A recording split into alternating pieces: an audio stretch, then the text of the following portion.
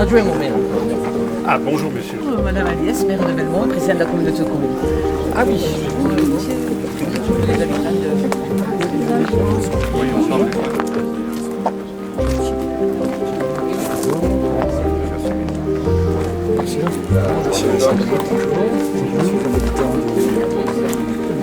De cette région. Très bien. Claude de Crosse. Moi, je suis un ami de Louis Lasson. Ah oui. Monsieur Asselineau. C'est pas Voilà. Bonjour monsieur Asselineau. Bonjour madame. Bonjour. Comment ça va? J'avais vu votre photo sur Wikipédia, sur internet. Quel plaisir de vous voir dans cette petite mairie. Ah, la mairie est impressionnante quand on arrive. Si on est là aujourd'hui rassemblés devant cette commune d'Arnac-sur-Dourdou, c'est parce que dans le cadre de la recherche des parrainages pour la présidentielle, je suis venue rencontrer monsieur Sall ici. Et monsieur Sall, au cours de notre conversation, il me disait, moi j'aimerais quand même bien que monsieur Asselineau, un homme politique comme lui, vienne dans ma petite commune. Parce que vous comprenez, les hommes politiques, ils viennent vous solliciter, puis après, ils ne s'occupent plus de nous, ils ne s'intéressent plus à nous. Et moi, je partage complètement cette idée. Et je m'étais dit, je lui avais promis à monsieur Sall, je lui avais dit, franchement, j'essayerai, je vous promets d'essayer de faire venir monsieur Asselineau.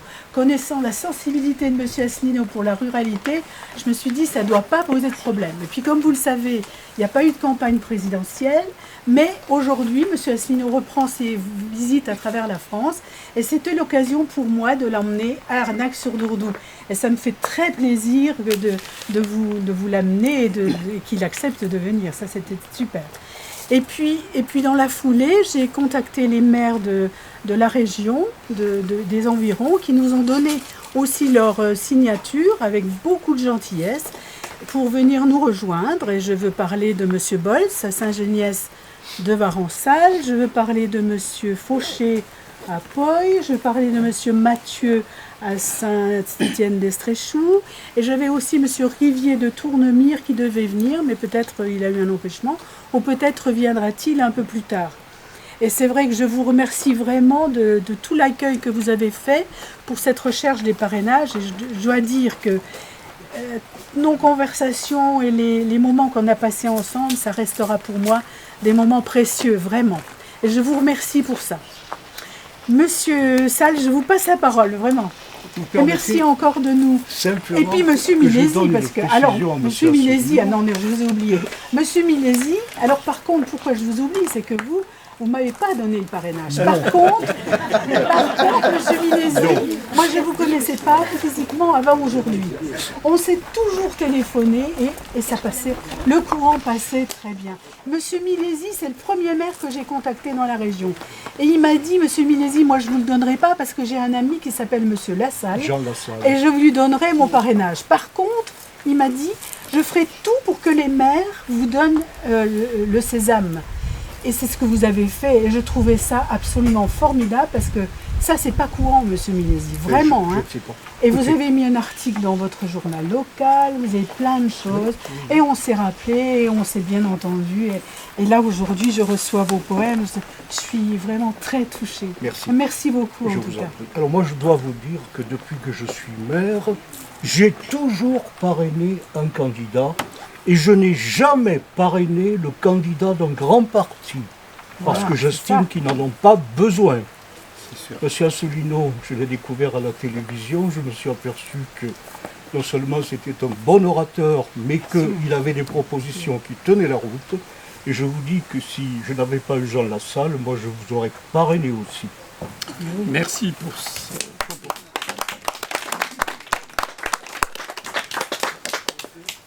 Alors j'ai préparé un petit papier parce que moi j'ai pas la facilité d'éducation de dire de Jean, parce que voilà. Donc alors merci monsieur Asselineau et à votre équipe d'avoir répondu à l'invitation que j'avais proposée à madame Nelly Pat le jour de ma signature pour le parrainage de votre candidature. Merci à madame Aliès, à tous les élus qui sont venus là et surtout Jean-Claude de Saint-Geniès, monsieur Mathieu de Saint-Étienne-d'Astrechoux, et à ceux que j'oublie. Merci d'être venu à Arnac, c'est une petite commune au fin fond de la ruralité, parce que s'il y a une commune qui est rurale, c'est bien Arnac-sur-Dourdou.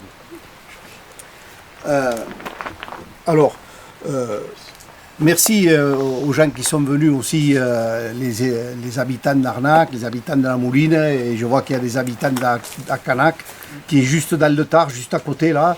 Et merci d'être venus aujourd'hui à cette discussion, parce que tout à l'heure, je pense qu'il y aura un petit dialogue qui va s'établir entre nous et M. Asselineau.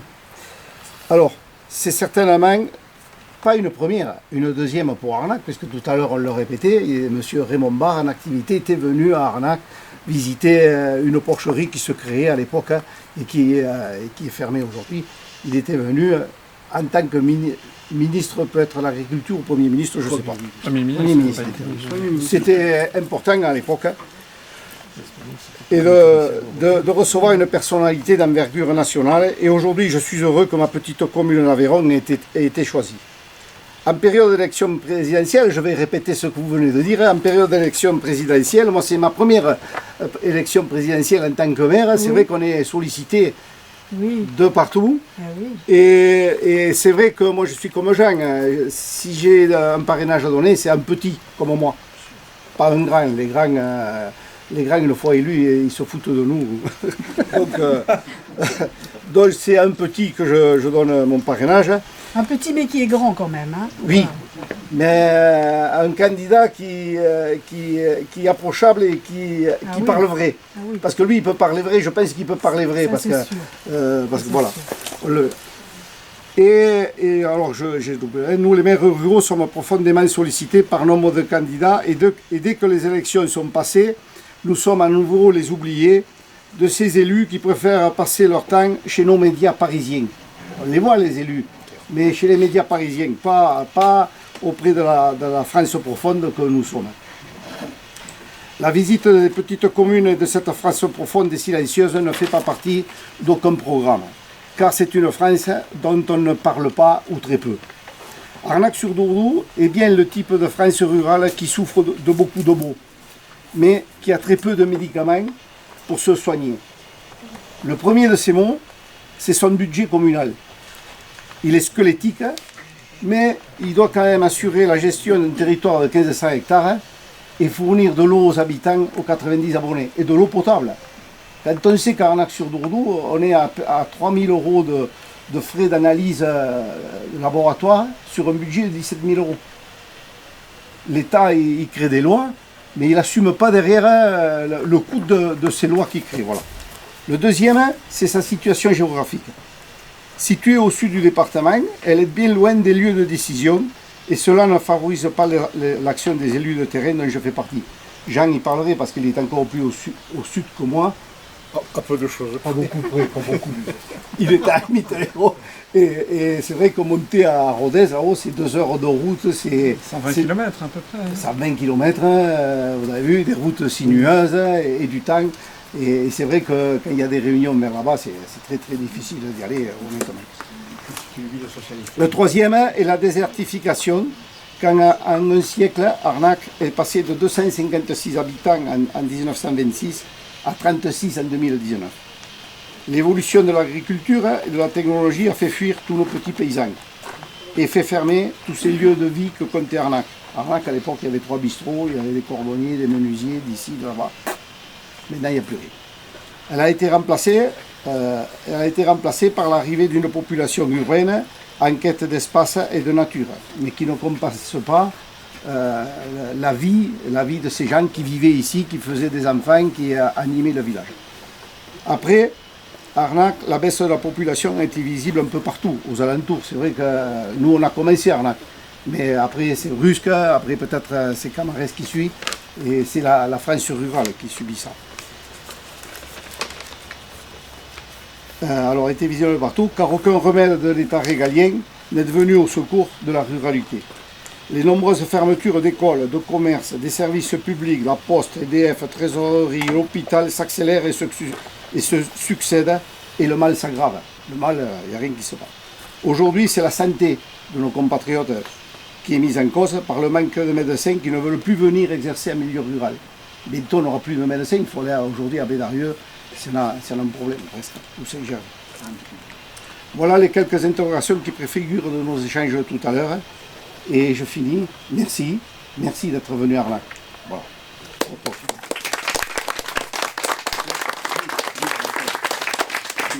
Alors, Je ne suis pas de la région, je suis ch'ti d'origine, donc voilà. Mais mon épouse et mes beaux-parents étaient tous les deux de Plaisance, commune de Saint-Geniès de Varennes. Nous étions douaniers tous les deux avec mon épouse, donc à la retraite on est revenus et je me suis occupé maintenant de la mairie, qu'il a fallu prendre à bras-le-corps. Nous sommes encore 218 habitants et on a la grande chance d'avoir encore une école. On est en RPI avec la commune de Castanet-le-Haut et Rosis. Donc il y a 2 écoles, une sur Pavot, commune de Castanet, et une à Plaisance, commune de Saint-Geniès de Varennes. Donc ça nous fait de l'animation, il y a toujours une vie. Quand on a été élu en 89, on a créé un foyer rural qui draine pas mal de populations, surtout de Castanet et de Saint-Gervais-sur-Marne. Et donc ça fait un lieu de vie, puisque c'est un peu un commerce de proximité également. Et voilà, donc le parrainage, depuis que je suis élu, j'ai toujours parrainé. Parce qu'on s'était déjà rencontrés en 2017. Oui, et je vous avais promis pour l'élection suivante, voilà. parce que j'avais donné, à cette époque-là, j'avais donné ma voix à Jean Lassalle. Voilà, Vous voyez, voilà. En même temps que Castanet-le, on ne le savait pas, mais bon, je ne donne pas le parrainage 2 fois à la même personne. Super. Voilà, des petites communes, je pense qu'on doit participer, mais voilà, un peu dans l'esprit de dire les gens qui n'ont pas besoin de parrainage, bon, il faut qu'on se réserve à ce moment-là. Donc je vous l'avais promis avant, j'ai tenu ma parole. Voilà, et moi je ne vais pas oublier, moi. Ouais. Alors, content de vous rencontrer, voilà. Et je pense qu'il y a d'autres personnes, Henri. Je ne veux pas être très original, mais quelque part, tout ce qui vient d'être dit, je peux confirmer. Donc moi, je suis maire d'une commune à côté de Millau, donc on a 380 habitants, on a la proximité de Millau, qui nous empêche des fois d'avoir des petites associations qui se créent, parce que Millau étant très proche, les gens ont cette facilité de se déplacer. Ce qui n'est pas le cas dans les communes qui sont plus excentrées, où on a besoin de se retrouver. Après, quand on parlait des services qui disparaissent, c'est une réalité, donc on a l'impression de nous laisser croire qu'avec la fibre optique, tout va s'arranger. Et ça, j'en suis pas du tout convaincu. Au contraire, on va encore plus désociabiliser le monde, le déshumaniser à une force fabuleuse, et ça permet de fermer beaucoup de services, notamment administratifs. On se rend compte qu'à Millau, la trésorerie est fermée, c'est Saint-Afrique. Tout transfert sur Saint-Afrique, on n'arrive plus à faire payer, à faire passer nos mandats parce qu'ils ne sont pas assez nombreux. Il y a quand même un réel problème. Mais on pense que la fibre optique va ranger tout ça. Non, c'est pas vrai. C'est pas vrai. La fibre optique, c'est un support de télécommunication qui va supprimer encore du personnel parce que c'est un câble qui ne demande pas d'entretien. Et on désertifie encore plus notre secteur. Nous, on n'a pas d'école à Poy, on a une école à Guessac, on vient de faire une école neuve intercommunale avec 4 communes. Il y a un coût de fonctionnement énorme sur les écoles. On se rend compte que les gamins, il y en a de moins en moins parce qu'il manque l'attractivité au niveau du travail. Et ça aussi, ça a étudié. Donc il y a plein de choses qui vont pas très bien en fin de compte. Sans être pessimiste, mais en étant très réaliste, on ne peut pas tirer un bilan très positif de l'évolution du monde rural, à mon avis. Malheureusement, parce que le monde rural, quand même, quand on voit ses arbres et tout, c'est autre chose que d'habiter en banlieue toulousaine ou montpelliéraine, où on n'a pas cette vision.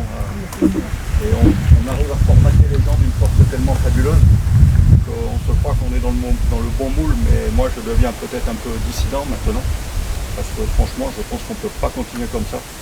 Et si j'ai donné ma signature à M. Asselineau, j'avais hésité avec Jean Lassalle, mais comme je n'ai pas eu trop de contact avec M. Lassalle, voilà, il y a Nelly Paté qui est venue me voir plusieurs fois avec Pascal, je sais pas où il est, donc on a eu des on a rapports passé assez de bons sympathiques. moments ensemble. Voilà, c'est ça. Bon. Donc c'est pour ça, mon engagement, je l'ai tenu et je vais donner ma signature. Donc ouais, soyez à notre écoute et puis qu'on essaie d'avancer pour que ce monde rural puisse évoluer. Dans le bon sens.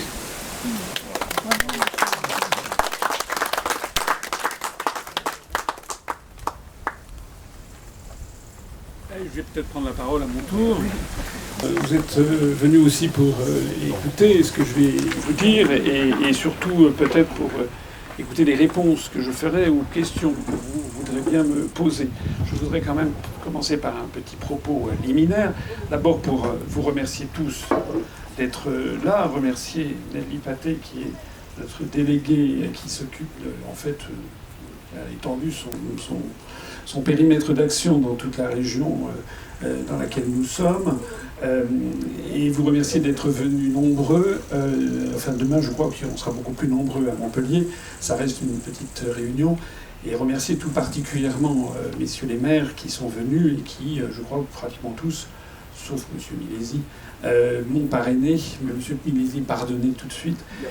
Et donc je voulais vraiment, ça me fait plaisir de venir vous voir pour vous prouver au passage quelque chose que je crois important. Parmi les grandes questions que vous devez vous poser, c'est face aux responsables politiques qui vous voyez de temps en temps à la télé, moi on ne me voit pas trop, une question de bon sens que les gens devraient se poser, c'est pourquoi ce monsieur, pourquoi cette dame fait-il de la politique? Voilà. J'en parle d'autant plus volontiers que je sais que les maires ruraux, c'est presque un apostolat, puisqu'en fait, c'est pas en étant maire rural qu'on fait fortune. Au contraire, je sais que moi j'ai une petite commune qui m'est chère dans la Nièvre, où j'ai des attaches, qui a suivi la même évolution démographique que ce que vous me dites. C'est un petit village qui comptait à peu près 800 habitants au début du XXe siècle. Il n'y en a plus maintenant que 300. Donc on retrouve les mêmes phénomènes un peu partout. Et je sais bien ce que c'est que le travail d'un maire rural, qui est quand même l'échelon de base de la démocratie. Quelqu'un qui ne fait pas ça pour l'argent, ne fait pas ça pour la gloire, mais fait ça pour d'abord intervenir en faveur de ses concitoyens et de la chose publique. Ce qu'on appelle, en latin on appelle la res publica, la république, ça veut dire le bien commun, la chose commune. Voilà. Alors je voulais vous dire, ça c'est un premier message, c'est que posez-vous la question des gens que vous voyez à la télé, pourquoi ce monsieur ou pourquoi cette dame fait-il de la politique? Voilà. Moi je fais de la politique, j'ai mis un terme à ma carrière administrative. Je suis devenu le mouton noir de Bercy, de l'Inspection générale des finances, pour dire ce que je pensais être la vérité. J'ai créé absolument tout seul un mouvement politique qui est quasiment banni des médias, mais qui se développe bien, parce que ça fait quand même 15 ans que tout ce que je dis, toutes les analyses que j'ai faites, toutes les prédictions que j'ai faites, tous les programmes que j'ai faits, sont confirmés par les événements. Et je pense qu'on aura l'occasion de parler des questions nationales et internationales, parce que n'oublions quand même pas que la situation internationale, et je pèse mes mots, est gravissime, absolument gravissime, même si c'est largement encore camouflé dans les grands médias français.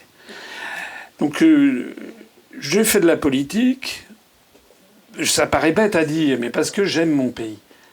Parce que quand j'étais petit, mais grâce à mes parents notamment, j'ai beaucoup voyagé en Europe. Après, quand j'étais plus grand, j'ai beaucoup voyagé dans le monde.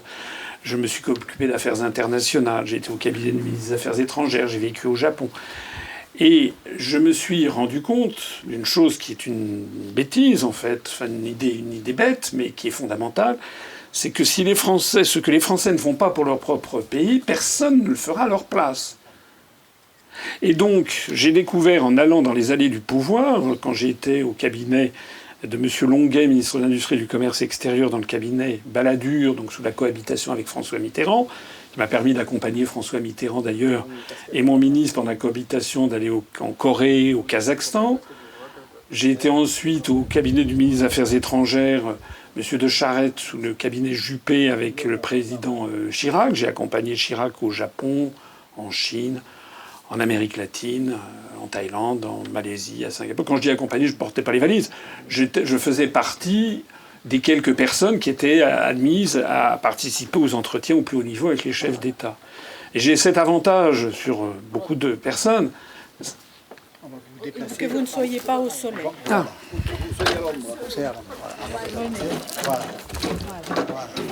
Voilà.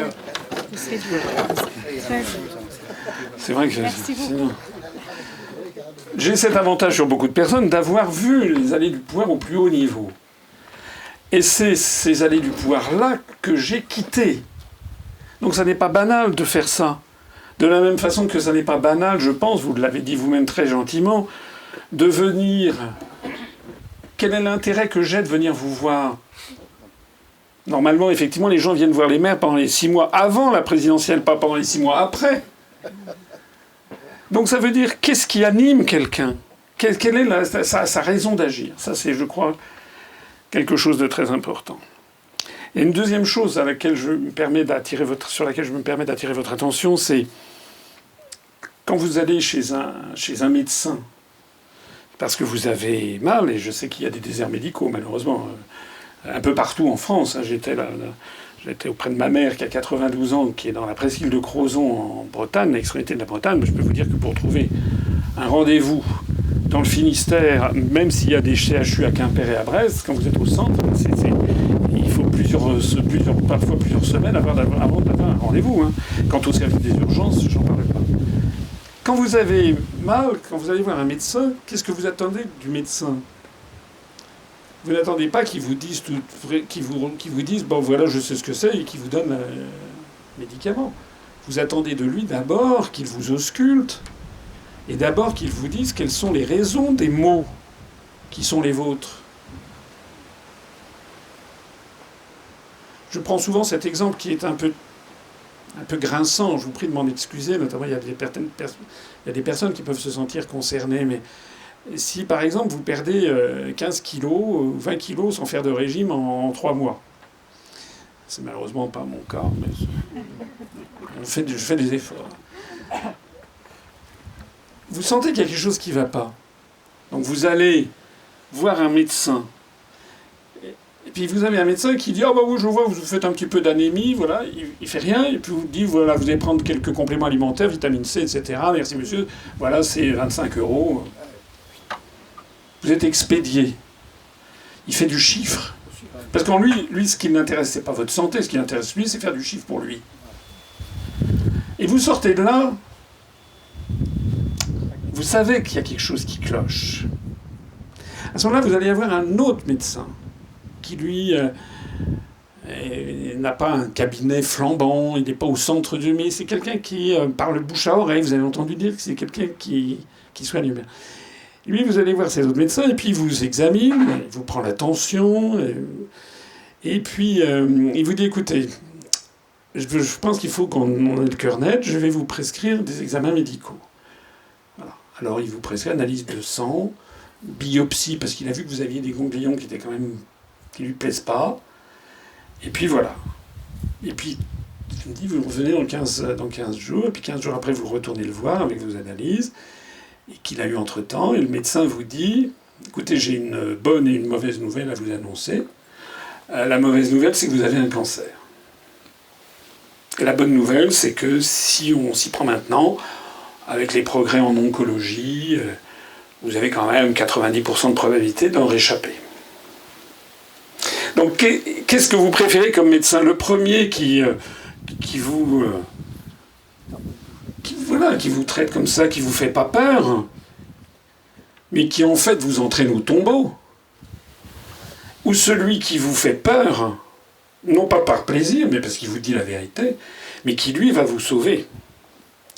On est là dans un scénario qui est exactement celui de la politique française. Voilà. C'est-à-dire que je vois par exemple, il y a des gens qui me disent ah, faut pas parler de l'euro, faut pas parler de la sortie de l'euro. Les Français, ça, ils veulent garder l'euro. Très bien. Gardez votre cancer. C'est exactement le raisonnement qui a été fait au Rassemblement, enfin l'ex-CFN, le Rassemblement National, qui a dit non, maintenant l'euro. Mais pourquoi moi je dis qu'il faut sortir de l'euro? Pourquoi je le dis? C'est parce que je crois... Alors, il y a des gens qui me présentent comme quelqu'un de complètement siphonné, un nostalgique, quelqu'un qui rêverait de revenir. Non. Parce que l'euro, entre autres de ces problèmes, nous astreint à une politique de rigueur éternelle, dont vous êtes en définitive, au bout du compte, tout à fait en bout de chaîne, les victimes. Vous vous dites, monsieur le maire, et vous avez raison, qu'il n'y a plus d'argent public nulle part. Ce qui d'ailleurs reste à démontrer, puisque lorsqu'il s'agit de donner des milliards au président ukrainien qui est corrompu jusqu'à l'os, ça on les trouve. Ce qui prouve bien qu'il y a quand même des choses pas claires dans tout ça. Mais ce qui est certain, c'est que on parle des collectivités locales. On pourrait parler de l'état de l'hôpital, de l'état de beaucoup de services publics comme les gendarmeries, les commissariats de police, les écoles, les prisons, même s'il y a en ce moment un scandale sur les prisons. L'un des scandales sur les prisons, c'est la surpopulation carcérale, avec des prisons qui sont dans un état épouvantable. On pourrait parler de la justice, qui n'a pas des moyens nécessaires. On pourrait parler des routes. Vous savez comment les routes, l'État s'est d'ailleurs désengagé d'un certain nombre de routes. Il y a encore 20 ans, on disait que le réseau routier français était le meilleur réseau routier du monde, ce qui était vrai. Là, depuis, moi j'ai fait une mission avant de quitter l'inspection générale des finances il y a une dizaine d'années, il y a 7 ans, pardon, on sait qu'il manque à peu près 350 millions d'euros chaque année, pour faire l'entretien minimal des routes nationales. Le problème des routes, c'est comme de la France, c'est comme de la France rurale, c'est que si vous ne faites pas l'entretien, ben ça ne se voit pas pendant 1 an, 2 ans. Voilà, vous économisez, c'est comme quelqu'un qui a, je ne sais pas, je crois que c'est le cas de Norbert, vous avez un château fort, un château du 18e, voilà. Vous me parliez l'autre jour, vous aviez plusieurs hectares de toiture, une centaine d'hectares de toiture à refaire, et vous traînez. Et le problème, c'est que c'est comme avoir mal aux dents. Si vous traînez, ça ne va pas s'améliorer. C'est pareil pour les réseaux routiers, c'est pareil pour les collectivités locales, c'est pareil pour tout.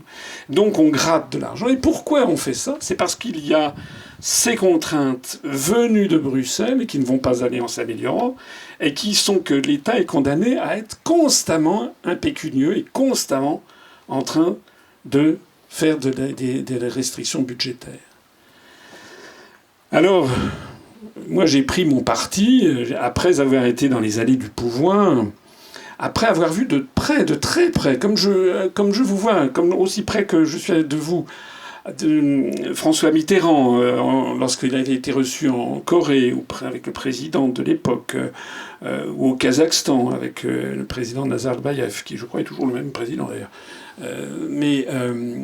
ou avec Jacques Chirac, que j'avais accompagné, quand on avait été reçu par Jiang Zemin, le président chinois, en petit comité. Je pourrais vous raconter des quantités d'anecdotes sur le sujet. Ce que j'ai surtout vu à ce niveau-là, mais aussi à des niveaux un petit peu inférieurs, comme ministre des Affaires étrangères, ministre du Commerce extérieur, c'est que nous sommes dirigés par des responsables politiques. Je vais être dur, mais qui, d'une certaine façon, ont fait un peu le deuil de la France. Ils ne défendent pas la France comme ils le devraient. Et encore Chirac, c'était quand même autre chose que ce que c'est devenu. Chirac, il essayait encore de sauver un peu le navire. Maintenant, on a des gens qui ont compris que le vrai pouvoir, il est ailleurs. Et que donc, pour être élu président de la République, il faut complaire, il faut satisfaire les exigences de ceux qui tiennent le vrai pouvoir. Le vrai pouvoir, actuellement, il est détenu par une oligarchie de milliardaires, un État profond. Même le vrai pouvoir n'est même pas, à la limite, dans les mains de Biden, qui d'ailleurs, le pauvre, est assez sénile. Le vrai pouvoir n'est même plus dans les mains d'Olaf Scholz. C'est détenu par une oligarchie qui détient notamment les médias, qui façonne l'opinion publique occidentale, qui sélectionne les candidats à l'élection présidentielle qu'ils veulent imposer et qui écarte impitoyablement les autres. C'est-à-dire, et ça je l'ai découvert petit à petit. Ça m'est pas apparu, j'ai perdu certaines naïvetés que j'avais encore il y a une dizaine d'années. Je crois, vous savez, c'est l'auteur irlandais, britannique, Oscar Wilde, qui disait « Au fond, la vie n'est qu'une lente désillusion ». Et moi, j'ai eu cette lente désillusion de découvrir à quel point l'élection présidentielle est une élection complètement manipulée. Je vous remercie de m'avoir donné vos parrainages. Vous avez vu que je n'ai pas eu mes parrainages. Il y a eu des campagnes qui ont été lancées contre moi, d'une part. D'autre part, j'ai eu au téléphone François Bayrou, que j'ai appelé, puisqu'il était question, c'était lui, le grand Manitou, pour distribuer les parrainages. D'abord, c'est hallucinant, parce que il est l'équivalent de commissaire au plan. Dans ses fonctions, dans ses attributions, il n'y a absolument pas l'idée qu'il est chargé de distribuer des parrainages. D'ailleurs, les parrainages ne sont pas des parrainages, ce sont des présentations d'un candidat qui doivent être de façon libre par un maire, en tant que maire, mais c'est quelque chose, c'est lui qui décide. Et M. Bayrou s'est autoproclamé, avec les médias, ça s'est passé crème, comme disent les jeunes aujourd'hui, qu'un certain nombre de vos collègues ont signé en blanc des promesses et ont envoyé ça à M. Bayrou.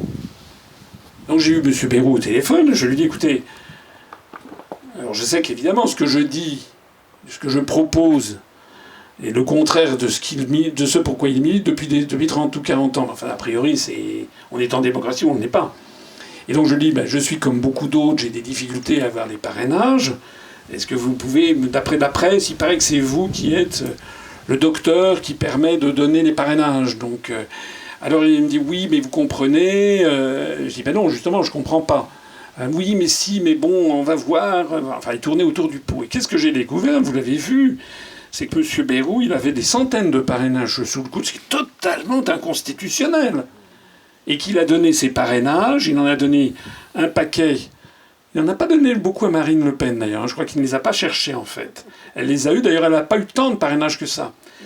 Mais il en a donné un paquet à Mélenchon, il en a donné un paquet également à Zemmour, et il en a donné un paquet à Poutou, qui avait beaucoup moins de parrainage que moi avant, et qui d'un seul coup, on l'a vu, il a eu une fusée. Donc quand vous regardez l'évolution du nombre de parrainages par candidat en 2022, vous avez d'un seul coup un certain nombre de candidats qui montent en flèche dans les 15 derniers jours.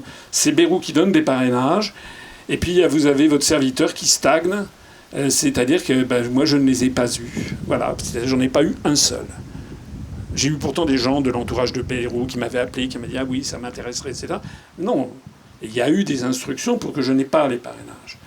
Alors ça, il ne faut pas voir ça, évidemment, on peut voir ça comme un échec, ce qui est un échec d'ailleurs. Mais aussi, on peut voir ça comme un hommage du vice à la vertu. Je suis le candidat qui ne doit pas exister. Pourquoi? Parce que je connais Jean Lassalle, qui est quelqu'un de sympathique. J'ai vu d'ailleurs, je crois maintenant, il a décidé de se retirer. Et je le trouve tout à fait sympathique. Et je comprends qu'un certain nombre de maires ruraux aient été sensibles à son discours, parce que il fait plus rural que moi. Moi, j'ai un côté parisien, énarque, costume, cravate. J'ai même la pochette pour vous aujourd'hui. Donc, c'est vrai que lui, il fait plus rural. Bon, vous vous reconnaissez mieux en lui. Mais, si vous me le permettez, ce qu'il dit est inoffensif. Puisque, je ne suis pas là pour le démolir, simplement pour moi, je vous dis ce que j'ai sur le cœur. De la même façon que ce que dit, je vais vous faire peut-être bondir, mais ce que dit M. Zemmour est inoffensif. Ce que dit Mme Le Pen est inoffensif. Ce que dit M. Mélenchon est inoffensif. Pourquoi je dis ça? Parce qu'ils sont comme les médecins de tout à l'heure, ils protestent contre des conséquences, mais ils ne vont pas chercher les origines. Je note que M. Mélenchon, que M. Lassalle, que M. Poutou, que Mme Le Pen, que M. Zemmour ont toujours dit qu'ils resteraient dans l'Union européenne, dans l'euro et dans l'OTAN. C'est ça les trois grands critères de domination de la France. Il ne faut pas se faire d'illusions. J'ai un exemple extraordinaire à vous montrer. J'ai découvert, en Italie, vous savez, il va y avoir des élections générales le 26 septembre prochain. Donc les Italiens vont élire leurs 200 sénateurs, puisque c'est eux qui élisent les sénateurs. En France, vous êtes mieux placé que moi pour le savoir, c'est par un collège électoral, les sénateurs. En Italie, les électeurs choisissent 200 sénateurs et 400 députés.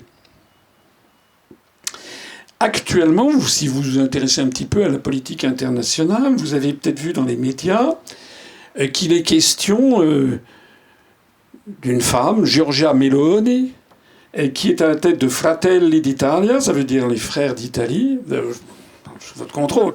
J'essaie d'avoir un accent. Et Madame Meloni est présentée, selon les médias, comme néo-fasciste, fasciste. J'ai vu la une de l'Humanité lundi dernier qui mettait les fascistes aux portes du pouvoir en Italie. Mais je vois que cette dame, elle a une couverture médiatique considérable. Et en France même, dans tous les pays de la zone euro, dans tous les pays occidentaux, il est question de Mélanie aux portes du pouvoir, la star qui monte. Je dis, mais maintenant que je connais le dessous des cartes, je sais que quelqu'un qui est présenté comme ça est le candidat du système. Même si on fait semblant d'avoir très peur. Oh là là, qu'est-ce qu'on a peur, qu'est-ce qu'on a peur. Et en permanence, s'ils avaient peur de Mme Meloni ne passerait jamais à la télévision ni à la radio. Et elle serait flinguée d'emblée. Et ce qui me permet de le dire, c'est qu'en fait, il y a un parti politique en Italie, assez récent, qui est presque un copier-coller de l'UPR. Je pense d'ailleurs qu'ils se sont largement inspirés de notre programme, qui s'appelle Italia Sovrana e Popolare, Italie souveraine et populaire, et qui propose comme nous, sortie de l'Union européenne, sortie de l'OTAN, nationalisation des services stratégiques et des services publics, santé pour tous, arrêt des sanctions contre la Russie, essayer de faire prévaloir la diplomatie, parce que là, on en parlera, la situation internationale, elle est tragique. Essayer de remettre la justice, favoriser les zones rurales, etc. Enfin, exactement ce que l'on dit.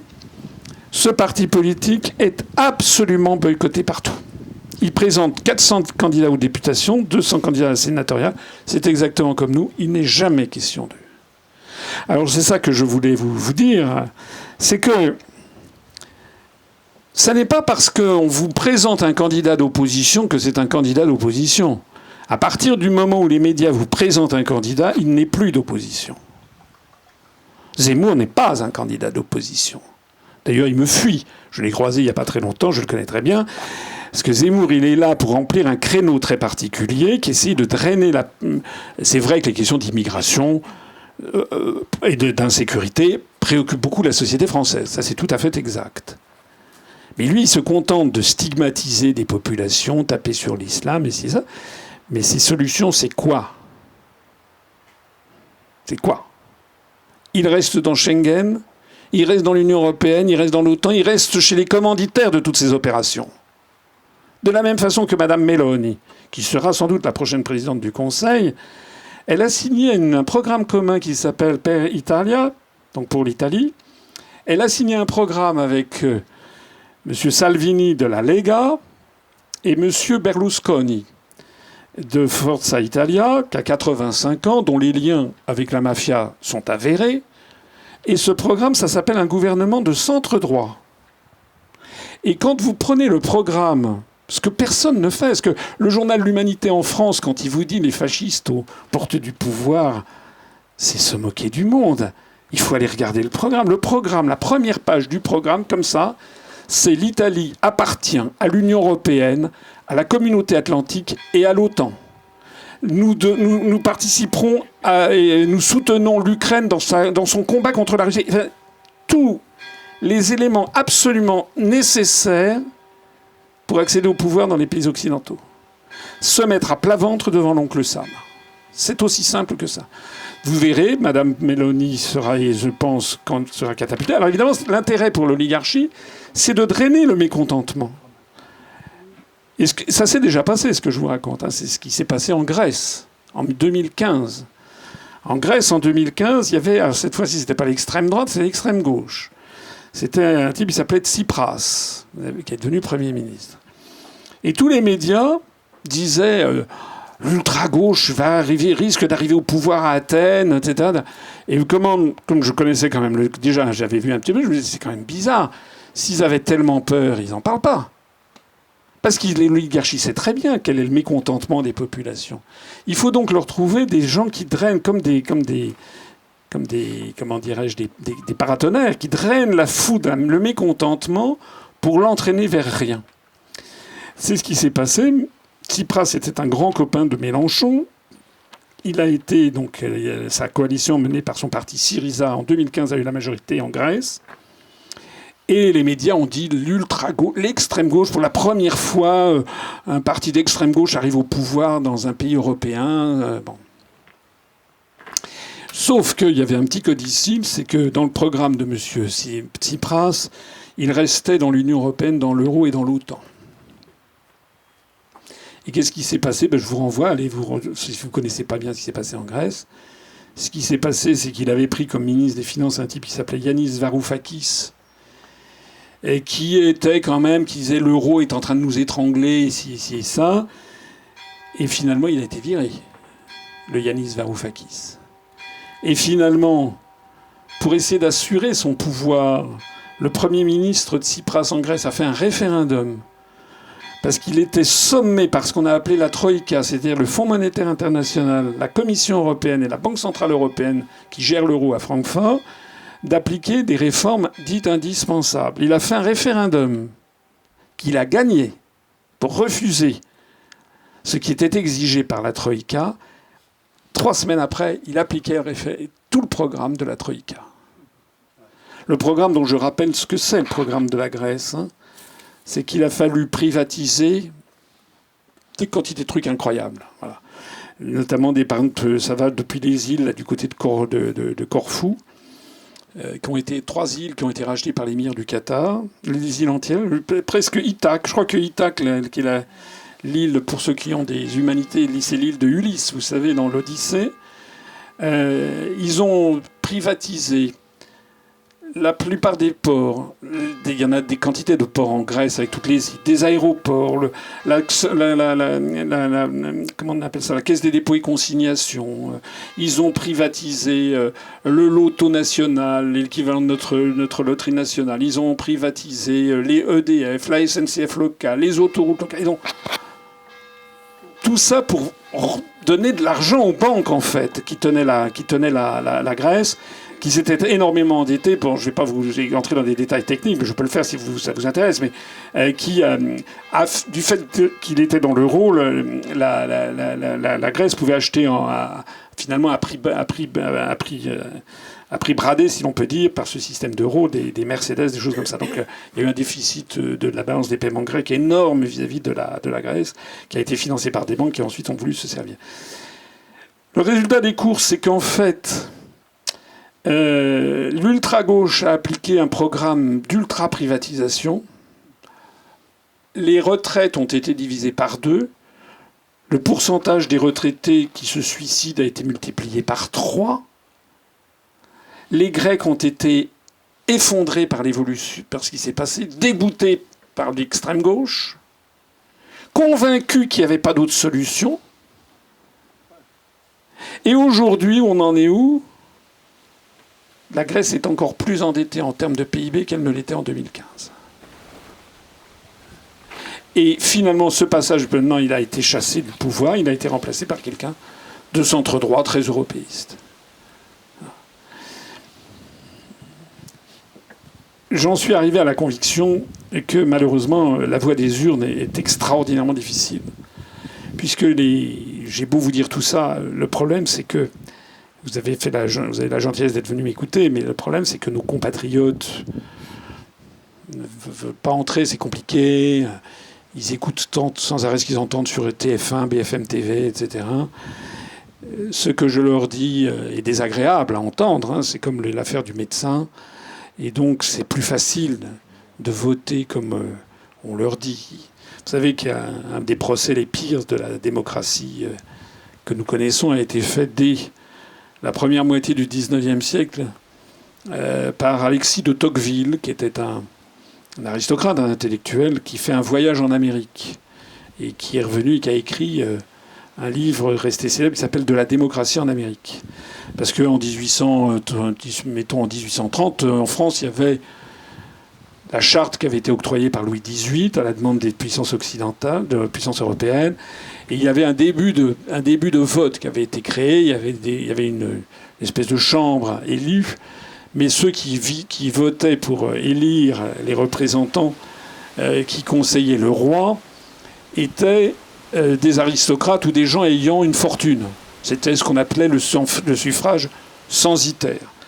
Seuls les hommes pouvaient voter, les femmes ne pouvaient pas voter, les jeunes ne pouvaient pas voter. Je crois qu'il fallait avoir au moins 35 ans pour voter, et il fallait avoir une fortune, peut-être l'équivalent aujourd'hui de 1 million d'euros, pour pouvoir voter. C'est pas besoin de vous dire qu'évidemment le corps électoral était réduit à quelques dizaines de milliers de personnes. Et à l'époque, il y avait un débat qui agitait, parce qu'en Amérique, justement en Amérique du Nord, il y avait un système de suffrage universel, enfin qui n'était pas universel d'ailleurs, puisque ni les femmes ne votaient, ni les esclaves. Je rappelle quand même que les États-Unis d'Amérique ont été le dernier pays occidental à abolir l'esclavage. Il a fallu la guerre de sécession, c'est-à-dire qu'ils ont aboli l'esclavage après même que la Russie a aboli le servage en 1862, eux, c'est 1866. Donc les esclaves n'avaient pas le droit de vote, bien entendu, les jeunes n'avaient pas le droit de vote, les femmes n'avaient pas le droit de vote, mais sinon tous les hommes avaient le droit de vote dans les colonies d'Amérique.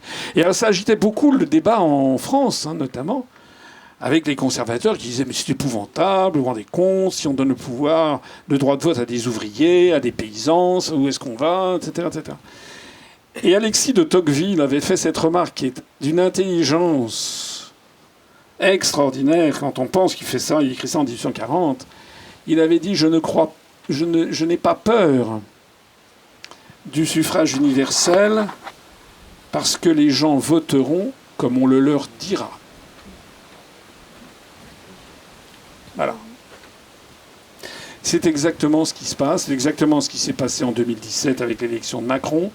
La réélection de Macron en 2022 est quand même quelque chose d'inouï. C'est quand même un président qui, à mon avis, bat des records d'impopularité, bat des records d'incompétence, nous entraîne dans un gouffre, on va en parler, et pourtant il a été réélu dans un système qui fait que la société française aujourd'hui, telle que je la ressens, mais vous êtes aussi comme moi, vous êtes citoyen, vous le ressentez, il y a quand même un malaise incroyable où les Français, en fait, ne se sentent pas représentés par M. Macron, qui ne nous représente pas, en fait, il défend les intérêts des forces qui l'ont catapulté au pouvoir.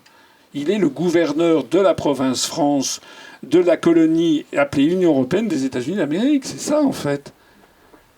Alors, évidemment, je sais que tenir ces propos ici, dans le charme, parce que vous avez quand même... C'est comme quand je vais dans ma campagne. J'adore ma campagne, mais ici, c'est magnifique aussi. On se dit qu'ici, c'est quand même les vraies choses de la vie. C'est quand même l'éternité.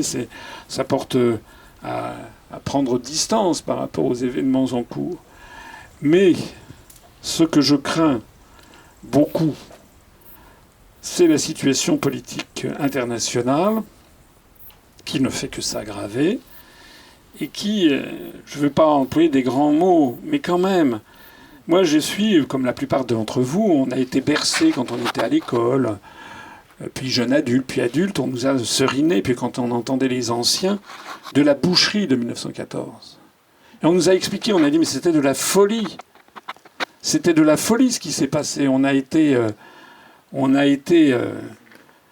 Les pays européens se sont lancés dans une boucherie alors qu'il aurait fallu discuter. En fait, c'est un jeu d'alliances automatiques qui nous a menés à ça. Parce qu'il y a eu un attentat à Sarajevo contre François Ferdinand, qui était un archiduc d'Autriche, qui a été commis... ce qui a provoqué un ultimatum de l'Autriche à la Serbie, puisque c'était les Serbes qui avaient assassiné François Ferdinand, de proche en proche, parce que la Serbie avait un lien avec la Russie, parce que l'Autriche avait des alliances, puisque la France, depuis 1894, était alliée à la Russie, puisque l'Angleterre était alliée à la France, puisque l'Allemagne était alliée à l'Autriche. Ce jeu des alliances automatiques a fait que on a abouti à ce désastre qu'a été la guerre de 14. Et ce que je vois, c'est que là, on est lancé dans quelque chose qui malheureusement y ressemble. Vous avez peut-être vu, je ne sais pas si vous le savez, jusqu'à hier, il y avait 105 000 soldats d'actifs en Russie. Et Vladimir Poutine a pris un décret qui porte à début 2023 l'armée à 2 100 000 soldats, c'est-à-dire quasiment mobilisation générale. On en est là. Hein. Je rappelle qu'en 14, le premier à avoir fait la mobilisation générale, c'est l'Empire russe. Hein. Et je vois que Mme Liz Truss, la ministre des Affaires étrangères britannique, qui probablement va être le prochain Premier ministre britannique, a dit que s'il le fallait, elle appuierait sans état d'âme sur le bouton nucléaire, puisque c'était son devoir. Mais où est-ce qu'on va ? On a des dirigeants qui sont prêts à nous engager dans une guerre contre la Russie, dans une guerre nucléaire. Pourquoi ? Pour permettre à l'Ukraine, qui est un gouvernement corrompu jusqu'à l'os, absolument pas démocratique. Zelensky, il a interdit 11 partis politiques. C'est un type qui est lié à la mafia. Les néo-nazis, ils sont comme... J'ai vu, tiens, avant-hier, j'ai vu Arnaud Klarsfeld. Arnaud Klarsfeld, qui, comme vous le savez, est le fils de Serge Klarsfeld, donc chasseur de nazis, qui a fait un tweet en disant que c'était impossible que l'Ukraine, de soutenir l'Ukraine, parce que l'Ukraine, c'était un pays où non, comme mémoire, c'était pas Bandera, qui était un allié proche d'Adolf Hitler. Et il dit, est-ce qu'on imagine qu'on ait en Allemagne des boulevards Hermann Göring? Pour une fois, les médias n'ont pas relayé les déclarations de monsieur Klarsfeld. Hein. On est prêt, est-ce que vraiment les gens sont prêts à entrer dans une guerre avec la Russie, qui évidemment on peut espérer que peut-être ça resterait une guerre classique. Mais enfin, c'est un espoir qui se solderait par des centaines de milliers de morts quand même. Ou est-ce qu'on est prêt même à envisager l'apocalypse du final? Voilà. C'est pas moi qui le dis, c'est le secrétaire général des Nations Unies, Guterres, qui a dit « On est à un malentendu près de l'apocalypse nucléaire anéantissant l'humanité. » Est-ce que vous vous rendez compte? Et quel est le rôle que joue Macron là-dedans? Alors bon, je sais que c'est pas très agréable ce que je dis, mais enfin, qui le dit d'ailleurs? Il y a un article 35 de la Constitution française qui prévoit que lorsqu'on engage des troupes à l'étranger, d'abord que la déclaration de guerre est votée par le Parlement. Mais comme vous le savez sans doute, il n'y a plus de déclaration de guerre. Quand la France est intervenue à bombarder la Syrie, la Libye, pas de déclaration de guerre. La déclaration de guerre, ça remonte à l'époque du XVIIe siècle, même avant, à l'époque médiévale, où il y avait un art chevaleresque de la guerre. On déclarait la guerre. La France a déclaré la guerre à l'Allemagne en 1939, 1940. 1940, parce que ça se faisait encore. Maintenant, on intervient militairement sans déclaration de guerre. Alors, la déclaration de guerre est votée par le Parlement, ça n'a pas eu lieu. Mais c'est l'article 35 prévoit que lorsque la France engage des troupes à l'étranger, ça doit faire l'objet d'un débat sans vote. Et si ça dépasse 4 mois, il doit y avoir un vote du Parlement qui autorise le maintien de troupes françaises à l'étranger. Or, nous avons des troupes à l'étranger. On a des troupes, on a envoyé plus de 500 soldats, 1000 soldats maintenant en Roumanie. On a des troupes également sur une base qui s'appelle Tulsa, qui est en Estonie, qui est à 200 km de la frontière russe, à 250 km de Saint-Pétersbourg. On a des tanks, des engins blindés. Et on a en plus des formateurs qui sont en Ukraine. Et on fournit du matériel, donc on est dans un état de co-belligérance, en fait, perçu comme tel par les Russes. Et au bout ça fait plus de 4 mois. Ça a commencé le 24 février, maintenant on est le 26 août.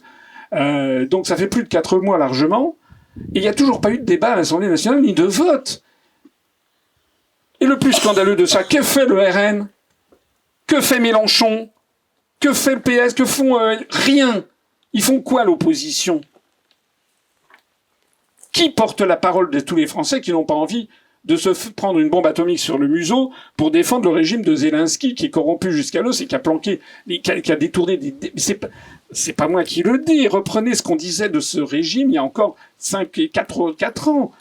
Vous trouverez toutes les informations nécessaires sur les médias les plus connus. Son nom a été cité d'ailleurs dans les Pandora Papers. C'est une véritable mafia. D'ailleurs, les armes que l'on envoie, il y en a une partie qui se retrouve sur ce qu'on appelle le black web, le black net, vous savez, c'est-à-dire qui se retrouve en vente. On sait qu'il y a déjà des armes qui ont été vendues à des mafias locales et qui vont peut-être se terminer chez des terroristes qui viendront nous tirer dessus ensuite. Il n'y a pas de débat sur cette question. De même qu'il n'y a pas de débat, il n'y a pas eu de vrai débat sur toute une série de sujets. En France, la France est devenue un pays où il n'y a plus de débat sur les sujets fondamentaux, puisque à partir du moment où vous posez des simples questions, c'est déjà que vous êtes suspect.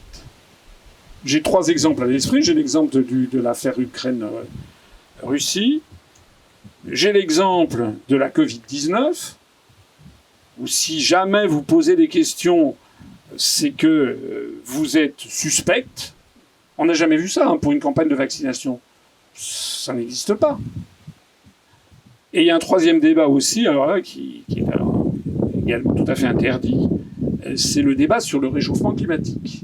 Alors, ça, paraît-il qu'on vit des étés incroyables. Moi, je sais pas, je vais avoir 65 ans. Je me rappelais d'avoir vu des étés qui étaient où on croulait sous la chaleur. Bon. Oui, il y a eu 2-3 épisodes très chauds, mais enfin, en Bretagne, c'était plutôt pourri comme été. L'année dernière aussi, l'année d'avant aussi. Alors, il paraît, d'après les statistiques, il paraît qu'il y a une augmentation du taux du niveau des mers. Mais ça, c'est possible. Mais question de savoir, est-ce que c'est vraiment d'origine anthropique, ce réchauffement, si ce réchauffement est bien confirmé? Vous savez qu'il y a eu, il y a quelques jours, c'est quand même pas rien, 1200 professeurs de géophysique, chercheurs du monde entier, sous la houlette d'un prix Nobel, qui ont lancé une association, un programme en disant il n'y a pas d'urgence climatique. Des spécialistes qui disent c'est pas vrai.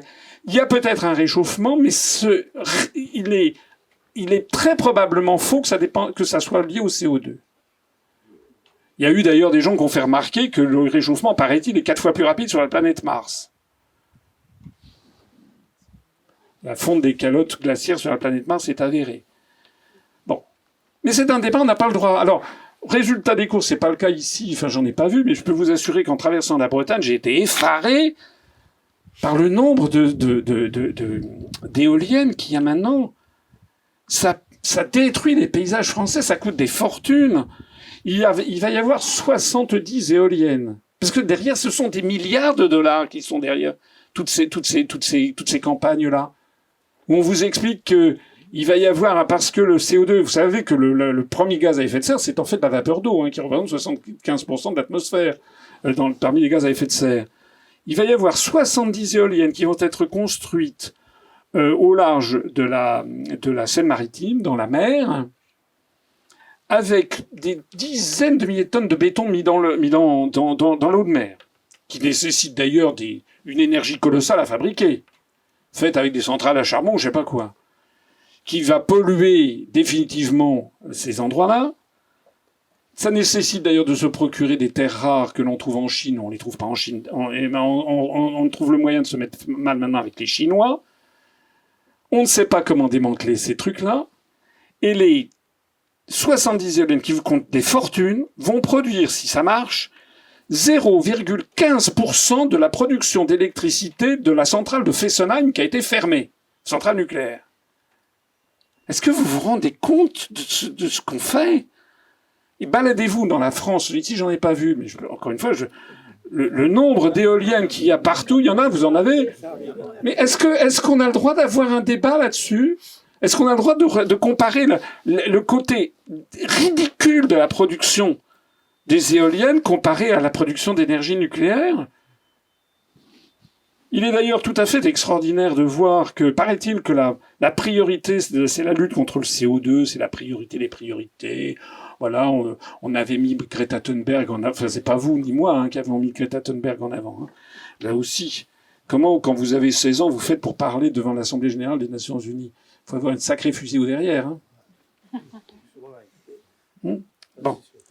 Qui c'est qui vous pousse derrière? Qui c'est qui raconte ce que l'on appelle maintenant les narratifs? C'est-à-dire des mensonges officiels. Les médias maintenant ne font plus ce qui est leur devoir, c'est d'aller faire des enquêtes de terrain pour faire remonter l'information. Maintenant, les médias sont là pour développer ce qu'on appelle un narratif, c'est-à-dire une histoire, ou storytelling, ça se dit aussi en anglais. Voilà. Donc, on nous a fait un narratif comme quoi la priorité, les priorités, c'était la lutte contre le réchauffement climatique. Bon. Mais, encore une fois, il y a beaucoup de spécialistes qui disent oui, il y a peut-être un réchauffement tendanciel, mais non, ça n'est pas dû au CO2, qui ne peut pas avoir cet effet-là. Je ne sais pas, moi je ne connais pas. Mais ce que je sais, c'est que ce débat est interdit. Et les conséquences, c'est donc que le populo, on lui met, donc je me range dans le populo, on nous met des contraintes absolument astronomiques, sauf que bien entendu, les gens qui ont les grandes compagnies qui font vous savez, ces grands paquebots, là, des espèces de HLM sur mer, là, vous savez, qui ont 6000 personnes. J'ai vu que les 90 paquebots de ce taille existant dans le monde polluent plus que 25 millions de voitures. En produisant des particules fines. Vous vous rendez compte? Mais là, c'est du business. Je vois qu'en ce moment, il y a un débat qui a été lancé par M. Bayou là, sur l'interdiction des jets privés, parce que, effectivement, un jet privé, ça pollue. Non, mais là, c'est du business. Alors les Allemands, ils ont tout fait pour nous empêcher, pour entraver notre filière nucléaire. Ils ont tout fait pour développer les éoliennes. Il paraît-il que la priorité des priorités, c'était surtout plus d'augmentation de CO2. Puis voilà, d'un seul coup, qu'il y a l'affaire ukrainienne. Et d'un seul coup, la lutte contre le CO2, plus personne n'en parle. D'un seul coup, la priorité des priorités, c'est que l'Ukraine entre dans l'OTAN. Et alors du coup, on se prive du gaz naturel russe, on remet les centrales à charbon qui polluent énormément. Enfin, qu'est-ce que c'est que on nous ballotte, on ballotte l'opinion publique entre des narratifs, entre des histoires. Parce que derrière tout ça, il y a évidemment des histoires de gros sous, des choses considérables qui sont là, et des histoires de géopolitique mondiale. Voilà, je vais m'arrêter là parce que je ne veux pas non plus trop vous farcir la tête. Ce que je voulais dire simplement, c'est que moi je suis très très frappé du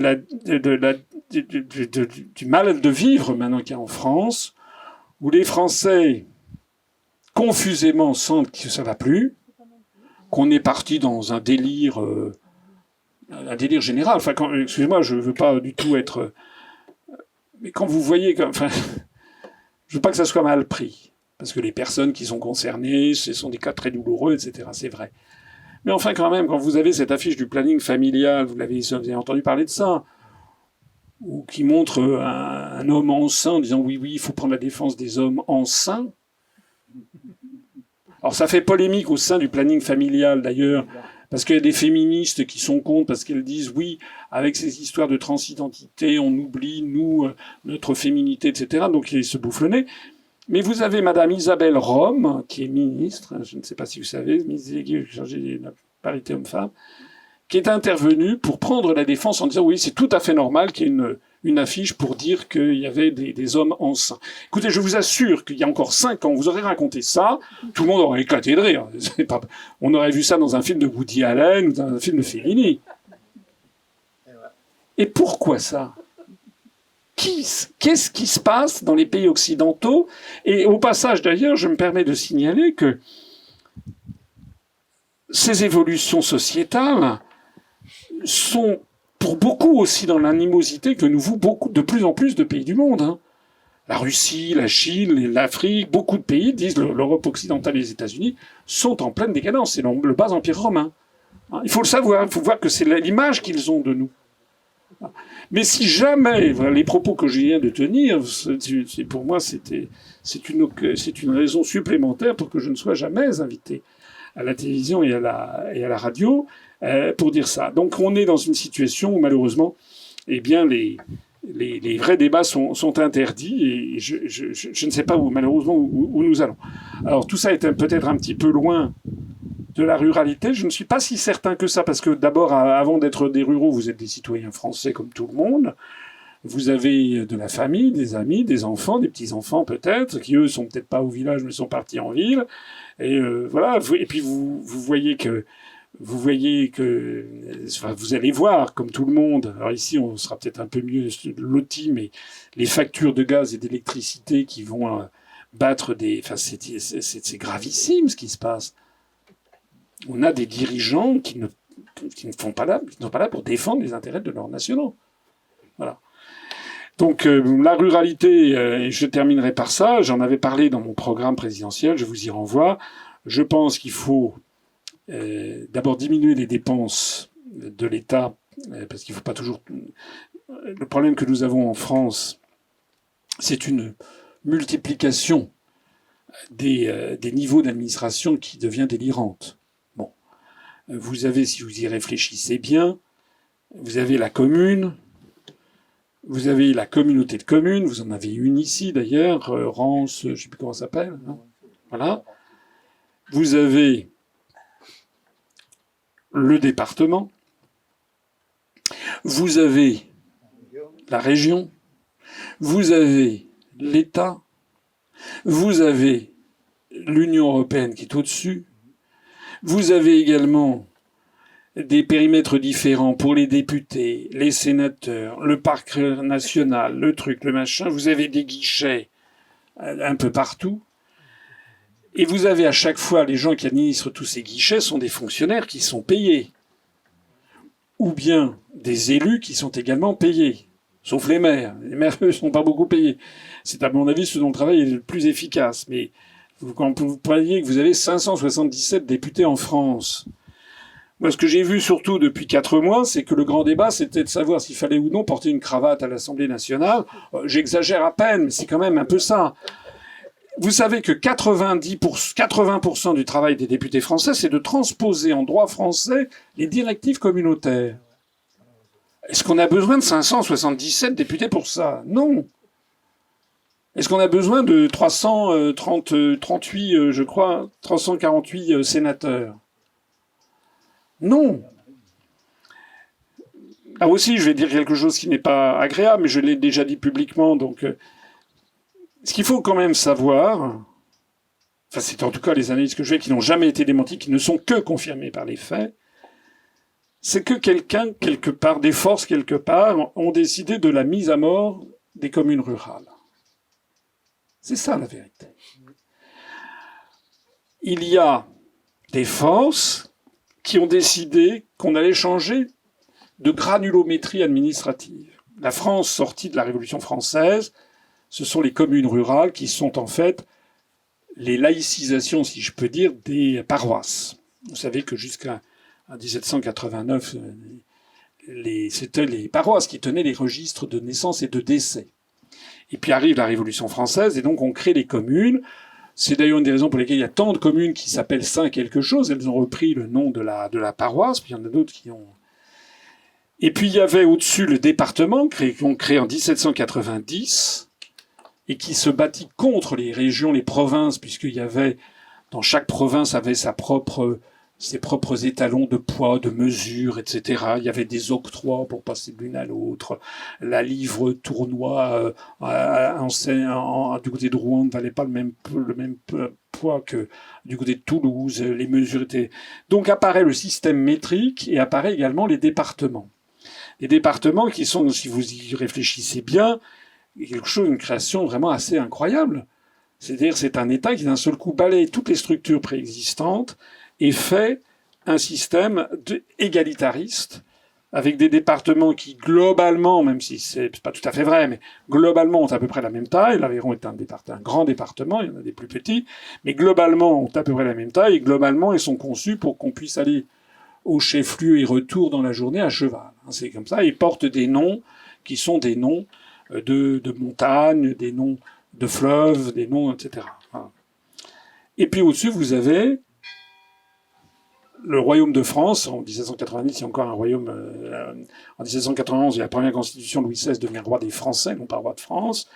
On reconnaît la souveraineté nationale, la souveraineté du peuple, et puis après, c'est la République. Donc il y avait l'État, les départements et les communes.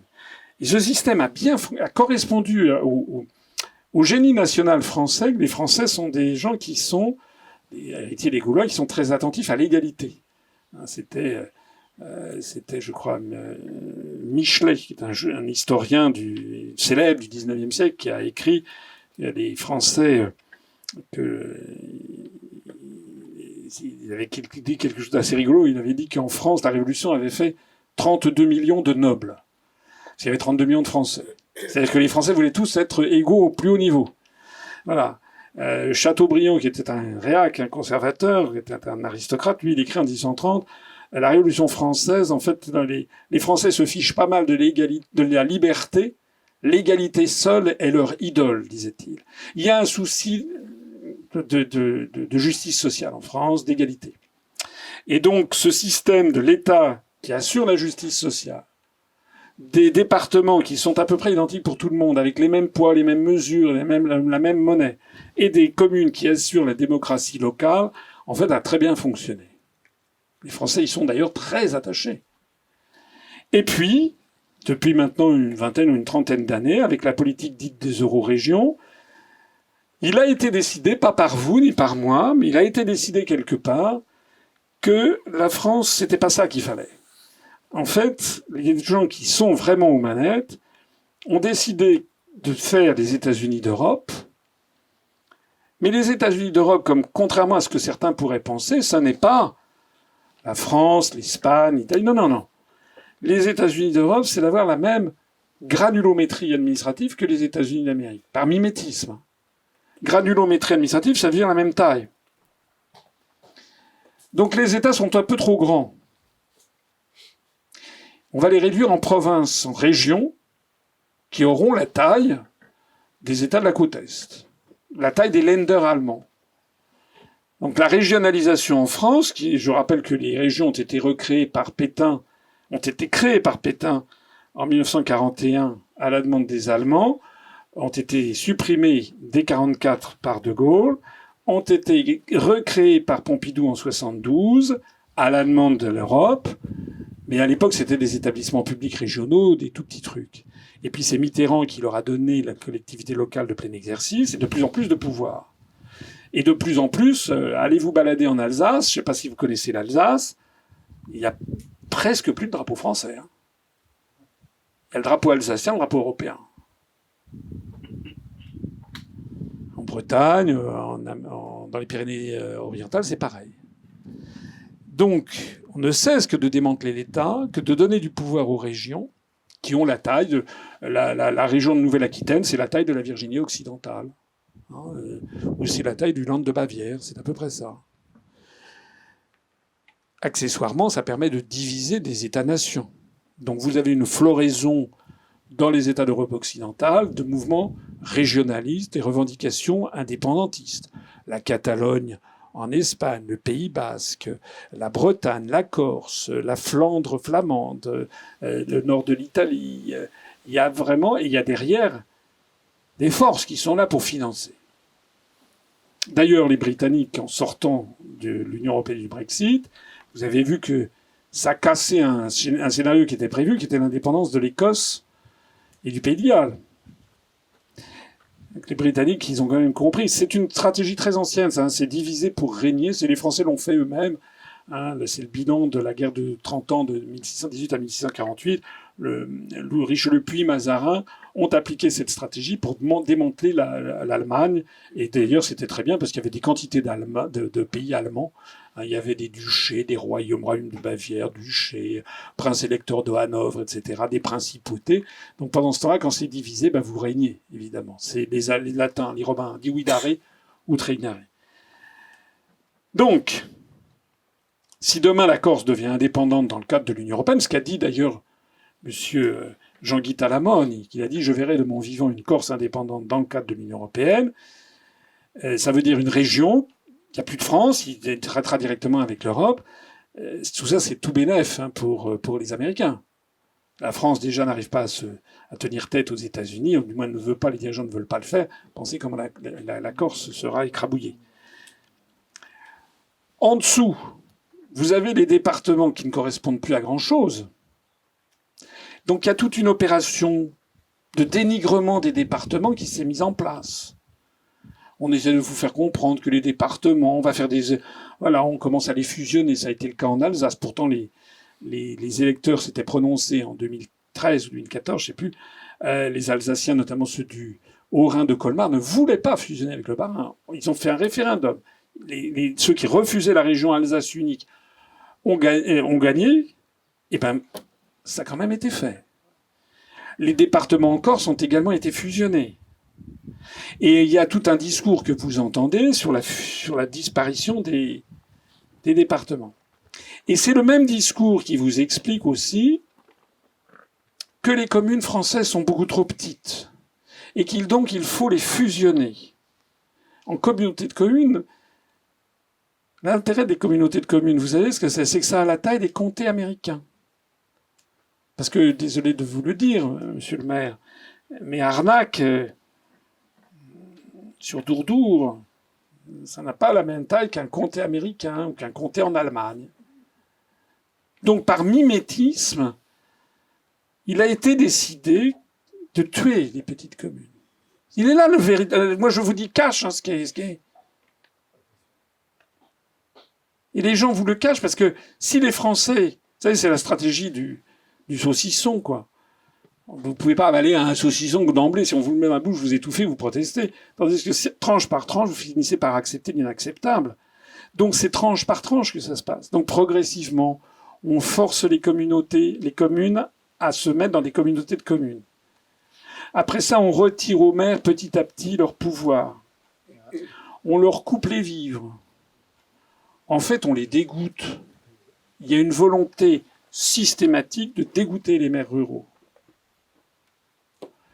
Accessoirement, d'ailleurs, une fois qu'il n'y aura plus de maires ruraux, s'il n'y a plus que, je ne sais pas moi, 500, non peut-être pas 500, mettons 2 ou 3 000, 2 ou 3 000 grandes communautés de communes à l'horizon de 10 ans ou 15 ans, vous imaginez qui sera candidat à l'élection présidentielle si on ne modifie pas les règles. Il n'y aura plus de candidats hors système. Tout est maîtrisé. Et donc, il s'agit de passer de la situation de la France sortie de la Révolution, commune, département, France, à une nouvelle organisation des comtés à l'américaine, des régions et des États-Unis d'Europe. Et ce qui disparaît, ben c'est la France. C'est la France, dans son identité, la France des départements et des communes. Alors évidemment, quand on dit ça, les gens « Oh, vous êtes complotiste, conspirationniste, nani, nani, nana ». Oui, mais il y a un beau proverbe en français qui dit « Le seul problème de la vérité, c'est qu'elle dure ». Tout ce que je dis depuis 15 ans est confirmé par les événements. Quand vous mentez, vous êtes obligé de forcer les gens à vous croire. On vous force à croire que c'est tout à fait normal d'avoir une 4e, bientôt une 5e vaccination. On vous force à croire que ce truc est absolument fantastique. On vous force à croire que l'Ukraine est un pays totalement démocratique, qui d'un seul coup, tel Blanche-Neige, a été agressé par la Russie. Au passage, d'ailleurs, la bonne comparaison, vous savez ce que c'est la comparaison des événements en ce moment en Russie, hein. J'en parlais tout à l'heure. Qui a déclaré la guerre à l'Allemagne en 40 ? C'est la France qui a déclaré la guerre à l'Allemagne nazie. C'est pas l'Allemagne nazie qui a déclaré la guerre à la France. Et pourquoi la France a-t-elle fait ça ? Parce que c'était devenu inacceptable. Parce que la stratégie des nazis était devenue inacceptable de grignotage. C'est exactement ce qui s'est passé avec la Russie. La stratégie de grignotage de l'OTAN de tous les pays de l'Est et la stratégie qui était mise en œuvre pour grignoter également l'Ukraine, pour ensuite déstabiliser la Biélorussie et la Russie. Il y a des plans que j'ai fait une vidéo qui va bien sortir dans les jours qui viennent sur les projets pilotés par la NSA. J'ai toutes les références de démantèlement de la Russie ou de démantèlement de la Chine. Quand on vous parle des Tibétains, des Ouïghours, de Taïwan, c'est les États-Unis qui sont à la manœuvre. C'est pour ça que d'ailleurs j'ai proposé moi qu'il y ait je trouve que les Russes devraient soutenir le Parti pour l'indépendance du Texas. D'ailleurs, j'avais invité le vice-président du Parti pour l'indépendance du Texas à une université d'été. Vous riez, mais pourquoi vous riez d'ailleurs, en fait ? Parce que ça vous paraît drôle, parce que personne ne vous en a jamais parlé. Est-ce que vous savez que le parti, je parle pas du Parti de l'indépendance du Texas, je parle du Parti républicain maintenant, parti qui soutient Trump. Je sais pas si vous avez vu, c'est très très discret dans les médias, hein. Le Parti républicain au Texas, qui est un des très grands États américains, qui a été rattaché et qui appartenait auparavant au Mexique, puis a été, enfin, dans les colonies espagnoles, qui a été indépendant très longtemps et qui a été rattaché tardivement aux États-Unis d'Amérique, qui a toujours eu un sentiment indépendantiste. Le Parti républicain, le parti de Trump, exige un référendum sur l'indépendance du Texas. Et d'après les sondages, 90% des électeurs du Texas voudraient un référendum. Et 60% voteraient pour l'indépendance. C'est quand même pas, c'est pas de la gnognotte. Personne ne vous en parle. En revanche, alors les Ouïghours, ça, on vous en parle matin, midi et soir et la nuit. Et Taïwan, et le Tibet, etc., etc. Donc, pourquoi Poutine ? Je suis pas l'ambassadeur de Poutine. Je connais très bien les défauts, effectivement, sans doute de la dictature de Poutine. Enfin bon, c'est un pays où il y a des élections avec Poutine qui, ça m'a fait rigoler.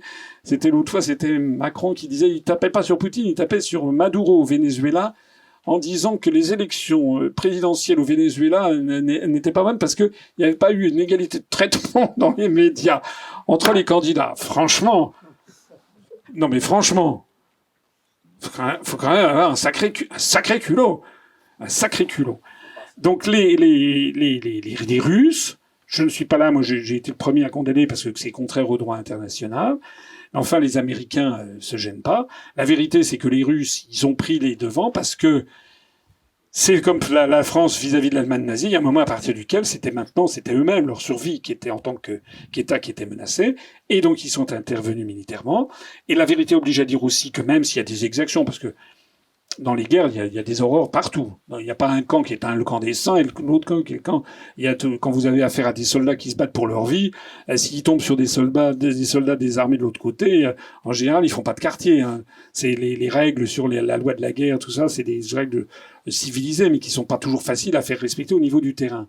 Mais la vérité oblige à dire que si on compare les 7 mois de guerre qui ont lieu en ce moment en Ukraine par rapport aux 7 mois de guerre qui est déclenchée par les États-Unis lors de la première guerre du Golfe en Irak, il y a 3 fois moins de morts parmi les soldats dans la guerre en Ukraine. Et d'ailleurs, c'est à égalité entre les Russes et les Ukrainiens. Alors qu'en Irak, la première guerre du Golfe, la deuxième guerre aussi d'ailleurs, c'est pire encore, les Américains, ils ont bombardé à 8000 mètres d'altitude, donc il y avait 0 mort soldats chez les Américains et des milliers de morts chez les Irakiens. Et quant aux civils, il y a 7 fois moins de morts civils en ce moment dans le conflit Russie-Ukraine que dans la première guerre du Golfe. Parce que les Américains, eux, ils font pas dans la dentelle, ils envoient des Stratofortress, des B-52, et ils font les tapis de bombes. Voilà. À 8000 mètres d'altitude, donc ils ont fait des carnages, des milliers, des centaines de milliers de morts civiles. Et ce sont eux qui, maintenant, donnent des leçons de morale.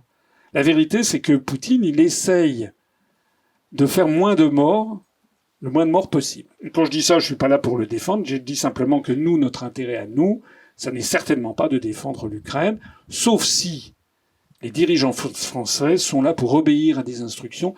Et ce sont les mêmes, en fait, instructions qui font que la France se range derrière l'Ukraine contre notre intérêt national le plus évident, et que la France démantèle les collectivités locales, les communes rurales. En fait, c'est toute une politique générale. Si vous y réfléchissez bien, et ça sera mon mot de la fin avant de répondre à vos questions, si vous y réfléchissez bien, honnêtement, en 2017 comme en 2022, en 2017, j'étais le seul candidat à en parler, c'est-à-dire à parler de l'essentiel. Tous les autres candidats, c'est de la... Je ne dis pas que les questions de sécurité, d'immigration, de ça ne sont pas importantes. Bien sûr que c'est important. Mais là aussi, d'ailleurs, qui décide de ces questions ? Qui décide pourquoi la Cour européenne des droits... Qui pilote la Cour européenne des droits de l'homme, qui est infiltrée par les organisations de Soros ? Si vous regardez ce qui se passe avec Frontex, qui est censé... donc là aussi, mais je ne vais pas entrer là-dedans. C'est-à-dire que si on ne peut pas régler les problèmes de la France si on ne parle pas des sujets dont je parle. Et si on parle des sujets dont je parle, eh bien on est boycotté, diffamé, calomnié, invisibilisé, ridiculisé dans les grands médias. Voilà. Merci beaucoup de m'avoir écouté. Maintenant, je suis là pour répondre à vos questions.